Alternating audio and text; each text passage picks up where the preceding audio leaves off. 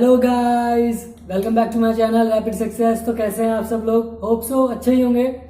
जैसा कि आप सब जानते हैं कि हम धीरे धीरे आगे बढ़ रहे हैं अपने टॉपिक्स की तरफ। मैं अभी आपको एक चीज बता देता हूं कि मैं अभी केवल इंडियन पॉलिटी पढ़ाऊंगा आपको, भारतीय राज्य व्यवस्था। अभी कोई और टॉपिक नहीं चलेगा, क्योंकि मैं नहीं चाहता कि आपको बीच में कोई और टॉपिक मिले और आप अपने टारगेट से भटक जाएं।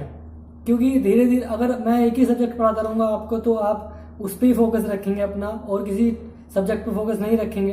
तो मैं आपको अभी इंडियन पॉलिटी पढ़ाऊंगा। अभी चलते हैं हम अपनी नेक्स्ट क्लास की तरफ, जो है मौलिक अधिकार, धर्म की स्वतंत्रता का अधिकार, भाग 5, मौलिक अधिकार का भाग 5। तो आपसे एक रिक्वेस्ट है, चैनल को सब्सक्राइब कर लीजिए, बेल आइकन को प्रेस कर लीजिए, ऑल की नोटिफिकेशन ऑन कर लीजिए, ताकि आपको हर वीडियो मिलती रहे समय पर। और आपको अगर वीडियो पसंद आती है तो वीडियो को लाइक करना मत भूलिएगा, शेयर करना मत भूलिएगा, कमेंट करना मत भूलिएगा। चलिए आगे चलते हैं अपनी नेक्स्ट क्लास की तरफ।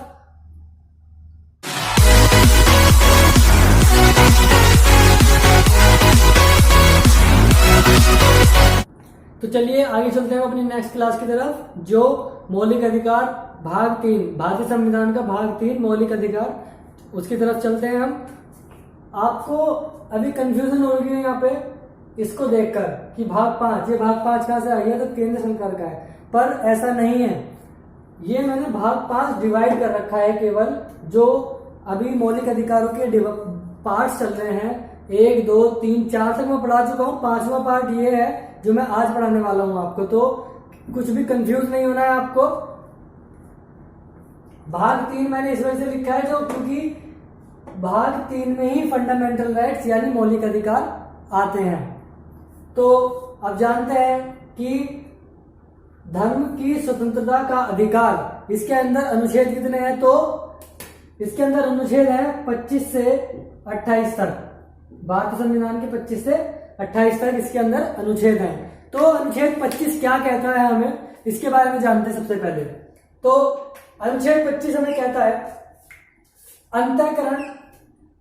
अंतःकरण की, धर्म को अबाध रूप से मानने की, आचरण करने की उस पर, और प्रचार करने की स्वतंत्रता। अभी मुझे पता है आपको इन लाइनों से कुछ समझ में नहीं आया होगा। अभी मैं इन लाइनों को आपको नीचे डिफाइन करूंगा कि इन लाइनों का मतलब क्या है। तो जानते हैं अंतःकरण की स्वतंत्रता, जो ये फर्स्ट लाइन थी, ये मैंने यहां लिख दी है। अब इसका मतलब यह है, किसी भी व्यक्ति को भगवान या उसके रूपों के साथ अपने ढंग से अपने संबंध बनाने की आंतरिक स्वतंत्रता है। अर्थात आदमी चाहे तो वो चाहे भगवान को माने, चाहे अल्लाह को माने, चाहे सिख, चाहे गुरु नानक को माने, चाहे किसी को भी माने, बौद्ध को माने, किसी को भी माने, उसकी अपनी स्वतंत्रता है। और किस ढंग से मान रहा है, वो मूर्ति के रूप में मान रहा है या शक्ति के रूप में मान रहा है उन्हें, तो वो उसकी मर्जी है, वो अपने आप डिसाइड करेगा। वो उसकी स्वतंत्रता उसे मिली हुई है। मानने का अधिकार, इसमें मुझे आपको कोई बताने की जरूरत नहीं है। किसी भी धर्म को मानना किसी की स्वतंत्रता हो सकता है, क्योंकि कह सकते हैं कि किसी कोई हिंदू धर्म अपनाना चाहता है, कोई मुस्लिम धर्म अपनाना चाहता है, वो उसकी मर्जी होती है, जो हमें संविधान से मिली हुई है। अगला आता है आचरण करने का अधिकार। धार्मिक आस्था व विचार प्रकट करने की स्वतंत्रता।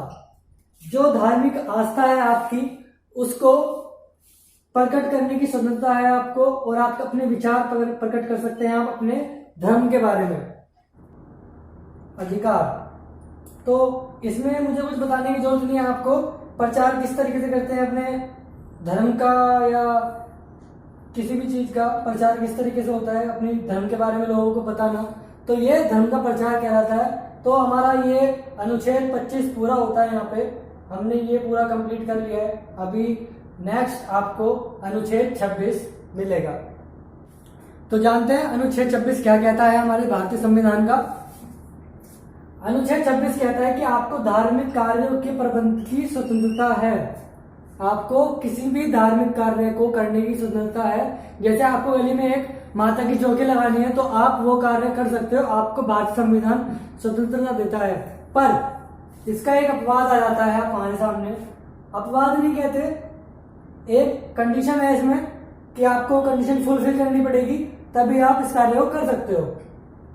तो उस कार्य से आपके सार्वजनिक व्यवस्था नहीं बिगड़नी चाहिए। अगर सार्वजनिक व्यवस्था बिगड़ती है तो आप इस अधिकार का हनन करते हो और आपका कानूनी रूप से उसे हटा दिया जाएगा।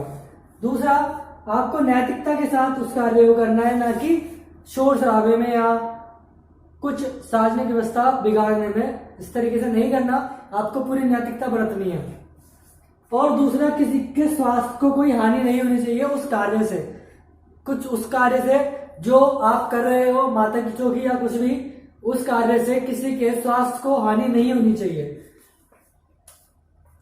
इस तरह के कार्यों के प्रबंध की स्वतंत्रता प्रदान करता है। तो हमने ये जान लिया। अब अनुच्छेद 27, अनुच्छेद 27 क्या कहता है हमारे भारतीय संविधान का? अनुच्छेद 27, धर्म की अभिवृद्धि के लिए कर के समुदायों से स्वतंत्रता। अर्थात अगर इसे नॉर्मल शब्दों में कहें, जो लोग आजकल भीख मांगते हैं भगवान के नाम पर, अगर आप उन्हें पैसे नहीं देने चाहते तो वह आपको फोर्स नहीं कर सकते, आप उनके खिलाफ केस कर सकते हो। पर इस तरीके की कोई हरकत करता नहीं है कि भिखारियों के खिलाफ केस कर दिया, उन्हें दे देते हैं भगवान के नाम पे। पर अगर कोई आपको फोर्स कर रहा है या आपको धमकी दे रहा है या कुछ भी कर रहा है भगवान के नाम पे और आपसे पैसे ऐंठने की कोशिश कर रहा है, तो आप उसके लिए स्वतंत्र हो। आप सुप्रीम कोर्ट में जाके उस व्यक्ति के ऊपर केस कर सकते हो। तो इसका मोटा मोटा अर्थ सिंपल भाषा में यही था कि आपको कोई फोर्स कर रहा है संदाय देने से, कर देने के लिए, तो आप उससे स्वतंत्र हो, आप केस कर सकते हो। तो जानते हैं, किसी व्यक्ति को किसी विशिष्ट धर्म, कोई भी धर्म हो, विशिष्ट धर्म या धार्मिक संप्रदाय, किसी भी संप्रदाय, हिंदू, मुस्लिम हो, सिख हो, ईसाई हो, की अभिवृद्धि, उसकी अभिवृद्धि के लिए या पोषण में व्यय करने के लिए करों के समुदाय के लिए बाध्य नहीं किया जाएगा। जैसे मैंने आपसे कहा मोटे मोटे शब्दों में कि कोई भी आपको फोर्स नहीं कर सकता इस अधिकार के तहत। आपको अधिकार है कि आप किसी भी धार्मिक संप्रदाय या किसी धार्मिक विशिष्ट धर्म के लिए आप कर, या एक तरीके से बोलेंगे तो डोनेशन नहीं दे सकते। अगर आपको नहीं देना है तो आपको कोई फोर्स नहीं करेगा। अगर फोर्स करता है तो उसके ऊपर कानूनी तरीके से सुप्रीम कोर्ट में केस फाइल हो सकता है। तो जानते हैं अनुच्छेद 28, तो जानते हैं अनुच्छेद 28 क्या कहता है हमारे भारतीय संविधान का? तो अनुच्छेद 28 कहता है, धार्मिक शिक्षा में उपस्थित होने से स्वतंत्रता। धार्मिक शिक्षा में उपस्थित होने से स्वतंत्रता किस लिए कहता है ये? राज्य निधि से पूर्ण पोषित शिक्षण संस्थान। इस लाइन का मतलब है जो शिक्षण संस्थान, जो भी शिक्षण संस्थान जैसे IIT हो गया, कुछ भी हो गया, वो जो राज्य की निधि से चल रहे हैं या देश की निधि से चल रहे हैं, वो अपने संस्थान में किसी को भी धार्मिक शिक्षा नहीं देंगे। दूसरी चीज, धार्मिक शिक्षा नहीं देंगे। दूसरा इसमें पॉइंट आता है, वह इस तरह की शिक्षा के लिए किसी व्यक्ति को बाध्य नहीं किया जाएगा। अगर बाई चांस ऐसी शिक्षा दी जाती है तो अगर कोई व्यक्ति लेना चाहता है वो शिक्षा या नहीं लेना चाहता, वो उसकी मर्जी होगी, आप उसको उस शिक्षा को लेने के लिए बाध्य नहीं कर सकते हो। तो यहां तक अभी हम मौलिक अधिकारों के बारे में जान चुके हैं। अभी हमने जाना अनुच्छेद 12 और 13 जो राज्य की परिभाषा देते हैं, विधि की परिभाषा देते हैं। फिर हमने जाना समानता के अधिकार, फिर हमने स्वतंत्रता के अधिकार जाने, फिर शोषण के विरुद्ध अधिकार और अब धर्म की स्वतंत्रता के अधिकार। अब हम जानेंगे अल्पसंख्यकों के हितों के संरक्षण। उसके बाद जानेंगे हम हमारा अनुच्छेद 31 जो कि संपत्ति के अधिकार से संबंधित था, जो कि अभी रिपील हो चुका है, हमारे संविधान से निरस्त हो चुका है।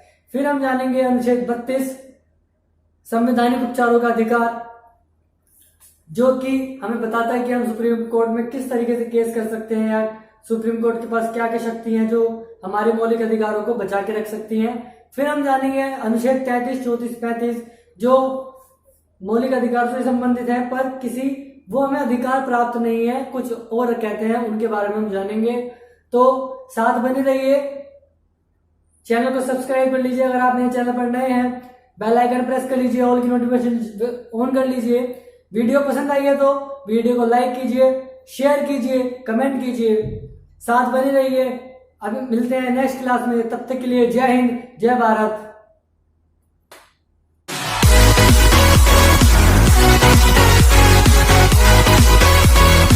We'll be right back.